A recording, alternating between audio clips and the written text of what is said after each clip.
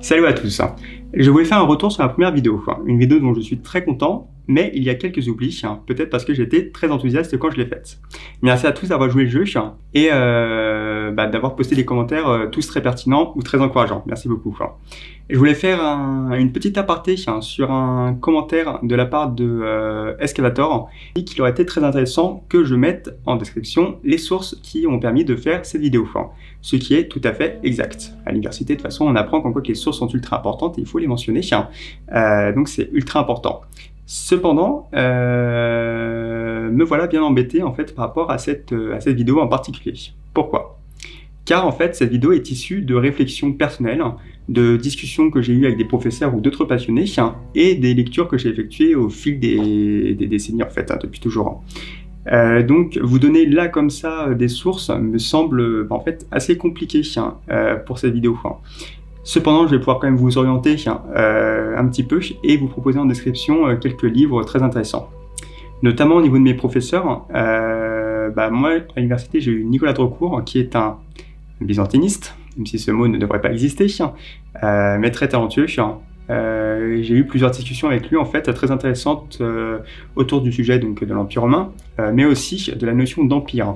Il écrivait au moment où je faisais mes études à la fac justement sur cette notion en particulier. J'ai aussi Monsieur Piel comme autre professeur qui lui était plutôt république, ou encore Monsieur Gerber, donc Eric Gerber, qui était vraiment un passionné aussi de l'empire au niveau sur la période impériale. De toute façon, entre vous et moi, et je vous l'apprends pas je pense, mais c'est très important de toujours se questionner, toujours tout remettre en question d'une certaine façon et faire preuve de réflexion. Là, comme je vous ai dit durant la première vidéo, c'est une réflexion personnelle, le chemin d'une réflexion que je pousse depuis des années, mais évidemment, elle est loin d'être parfaite, et c'est pourquoi nous sommes aussi ici, donc petite transition. Donc oui, j'ai quelques coquilles dans cette vidéo, et on va passer donc aux commentaires qui en soulignent ou qui apportent des points de réflexion supplémentaires.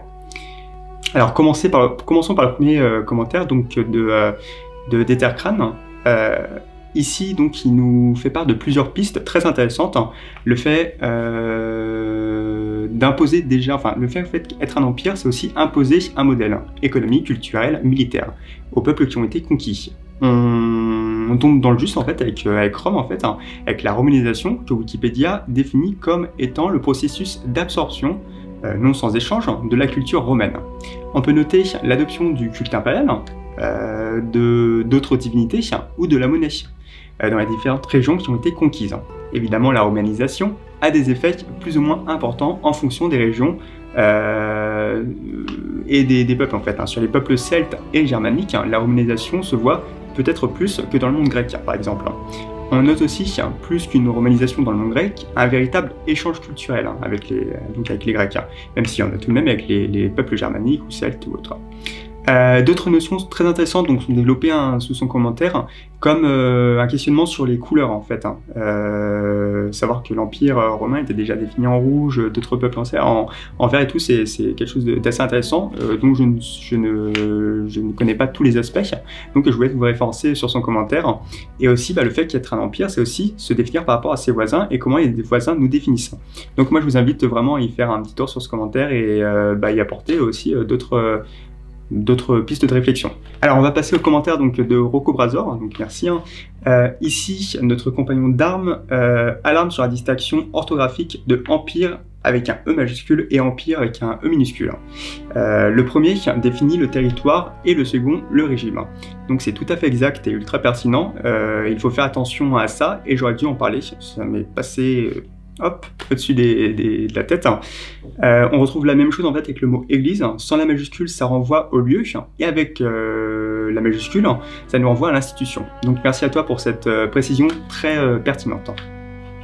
Sur un autre commentaire dont j'ai pas retrouvé l'auteur, je suis désolé, pourtant j'ai cherché, j'ai pas une tonne de commentaires, mais bon, on nous renvoie à la notion d'imperium, qui est passé totalement à la trappe.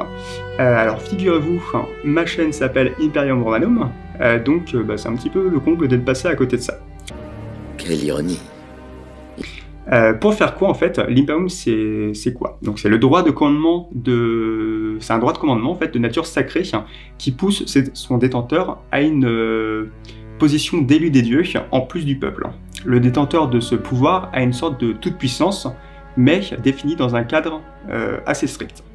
L'imperium civil donne le droit de rendre justice et l'imperium militaire pour le contrôle donc des armées, le contrôle militaire. Donc on le dit en latin, c'est imperium militae et domi. L'imperio désigne aussi le territoire et renvoie à empire avec un E majuscule. Donc je sais absolument pas comment j'ai fait pour passer ça à la trappe, je devrais me faire flageller pour ça, mais voilà, chose rectifiée grâce à vous, grâce à vos commentaires qui sont très pertinents, donc merci beaucoup. Dans tous les cas, je voulais de nouveau vous remercier par rapport à tous ces commentaires et de vous être prêté au jeu. Ça me fait vraiment un plaisir de lire tout ça et d'avoir des précisions et de voir vos retours qui ont été très chaleureux, donc merci beaucoup. Une petite aparté aussi sur la chaîne. J'ai été malade durant un certain temps, ce qui fait qu'il n'y a pas eu de vidéo. En plus de ça, je suis en train de mettre en place un projet pour les tournages des vidéos. Je vous en dis pas plus, mais ça va être cool. Enfin, en tout cas, j'espère que ça va rendre vraiment bien et moi je suis très content du résultat qui est en train de se faire. Donc j'ai hâte de vous proposer ça, mais j'attends que ça soit fini, ce que je suis en train de faire à l'aide de mon papa pour vous proposer de nouvelles vidéos. Et donc voilà. En ce qui concerne donc les vidéos, je voulais vous donner aussi un petit ordre d'idée de ce que je compte faire. En fait, j'ai l'intention de proposer plusieurs types de vidéos. Donc, il y aura une grosse vidéo par mois, une vidéo un peu recherchée, un peu réflexion, un peu avec un peu d'études par rapport à ça. Donc, comme la première vidéo que je vous ai proposée sur c'est quoi l'Empire romain. Et à côté de ça, je souhaite faire d'autres petites vidéos, donc je pense 2 par mois en plus, pour apporter des vidéos en fait sans réelle réflexion entre guillemets, pour apporter des éléments concrets, des éléments factuels. Je pense notamment à d'autres petites séries que je prépare, donc Deos qui parlera des divinités, Legio des armées et Princess des empereurs. Donc voilà, donc je compte faire ça en plus. Mais pour que je puisse commencer à faire ça, donc j'attends de vous faire la seconde vidéo, la seconde grosse vidéo, qui permettra d'avoir une frise chronologique de l'Empire romain et pouvoir classer tous les éléments là-dessus pour que les personnes néophytes puissent s'y retrouver aussi. Ça me semble intéressant quand même de bien mettre un cadre sur tout ça. En plus de ça, donc j'ai l'intention de faire des vidéos sur des sites archéologiques ou sur des passionnés qui font de la reconstitution romaine. Et en plus de ça, donc des vidéos qui seront publiées de façon aléatoire sur divers sujets, par exemple sur des nouvelles archéologiques ou sur de l'actualité, comme par exemple la destruction d'un temple, ce genre de choses. En espérant que ça ne se reproduise pas, mais bon. En tout cas, si vous avez quand même des pistes, n'hésitez pas en commentaire à me donner. Si vous connaissez aussi des personnes qui font de la reconstitution, qui font partie d'une compagnie ou autre, n'hésitez pas, ça peut être vachement cool.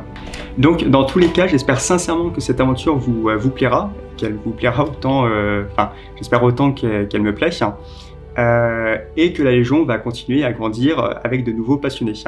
Je suis navré si je ne suis pas très à l'aise pour le coup pour cette vidéo-là, parce que c'est la première fois que je fais une vidéo de ce style-là, à répondre à ma propre vidéo, qui fait un petit peu mégalo. Mais voilà, mais en tout cas, dans tous les cas, je vous dis à très vite, et merci beaucoup.